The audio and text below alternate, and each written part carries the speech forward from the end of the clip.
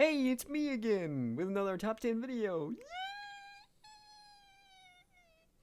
This time it's a list of my favorite characters from the D&D campaign, The Collectors, which is a campaign created by the DM who created the Unknown Continent. Just like the last video, this will include PCs and NPCs, but will not include any of my PCs. Okay, let's get started. Number 10. Brandon. Brandon was a PC that one of the players played for one session that had a disease that couldn't be cured by any magic.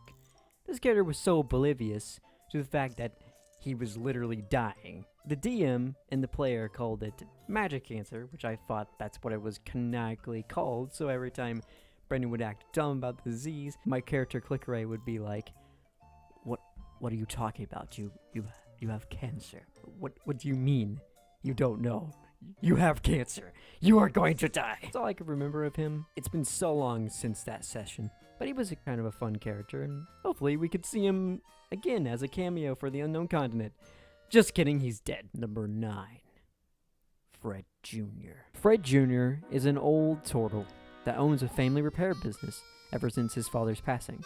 He only appeared in one session, but his interaction was so funny that he deserved to be somewhere in the top 10. You see my character Fred Jr.'s great-great-grandson, asking about moving the repair shop to a guild the party was building, and Fred Jr. was confused and cranky.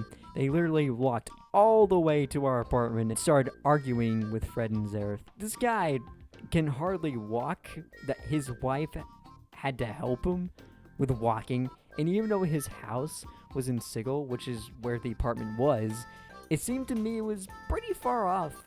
While writing this, I realized 2 plot holes. 1, how did he know where Fred lived at the time? And 2, him and his family are artificers.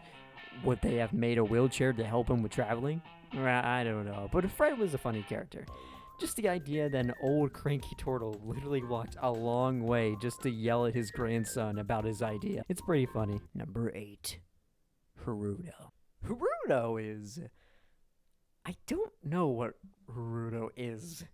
When we first met him, he was a trident, and then after a fight, his skin got ripped off, and his body parts was showing that he looked undead. One of the PCs, Seraph, was like, okay, what the heck are you?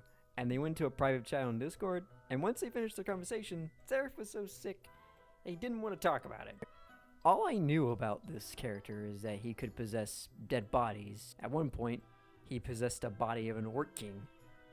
Hiroto was a fun character, and I kind of liked his interactions with Seraph.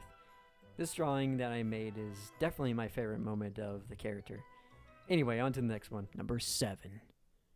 Gurf. If you have seen the video of me ranking my D&D characters, I talked about us having sessions where we play as orcs every time one of the players couldn't make it. The leader of the orcs was Gurf, who had the voice of a stereotypical dumb British man. I like that he was pretty dumb sometimes, but he always thought he was the smartest man alive. Also, just him talking like, alright, we're gonna take these guys, alright? We're gonna make the shit out of him, alright? And then we'll take these stories, alright? He was a funny character, and I loved his interactions with the other orcs. Number 6. Acidia. Acidia is a dorky, introverted tiefling that had this ability that was kind of like Jekyll and Hyde, except that it was 3 forms instead of 2.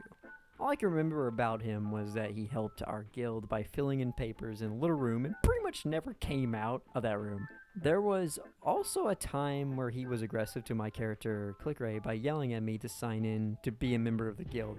I also remember when the player wanted to play a different character, and the only thing he could think of in joining the party was to bring up he was looking for a tiefling, and one of the PCs was like, oh yeah, I know where he is. And we brought him to him. The player was pissed that he had to roleplay as Acidia, but like, what do you expect, man? You brought him up. What are we gonna do? Ignore it? No. We don't even care for Acidia. We don't care if he dies or not. What do you do? Yeah, okay. Number 5. Invicta. Invicta is one of the forms that Acidia had until one of the PCs gave him a dark spell book that helped him get separated by him. Invicta is my favorite villain in the campaign. Him being chaotic evil and, yeah, just him being chaotic and pretty much being the only villain that was interesting. I also kind of hate the guy because he possessed Seraph in the epilogue and no one knows where he is because Seraph never told us where he went. My favorite moment is when a cleric lied to us that a rogue was trying to kill him, and we all started attacking the rogue and then realized the cleric was lying, so we attacked him. Invicta summoned a giant ape that started causing chaos, so we had to take it down, and after the battle, someone asked, "Is everyone alright?" And Invicta says, "Fear not, citizens, we have defeated the savage beast and the dick." Invicta was a great character, and I'm glad that he appeared as a cameo in the Unknown Continent. Takes a little look around, looks directly at the scrying orb, gives the tiniest little squint that somehow conveys more emotion and hatred than Calibus has exuded in his entire lifetime, and the scry ends. Number 4. Velos. Velos is the best NPC in the entire campaign. Not just that, but the first NPC that actually was good, since the DM was pretty bad at making NPCs at the time. Velos was an Orthon that we paid to be our guide for Phlegethos. Yeah, Phlegethos. That's correct, right? Yeah, Phlegethos. He used to be assassin, but then he got mixed up with names, and Asmodeus was pissed that he gave him a curse that every time someone says their name, he gets a huge shock of pain so he can remember names easily.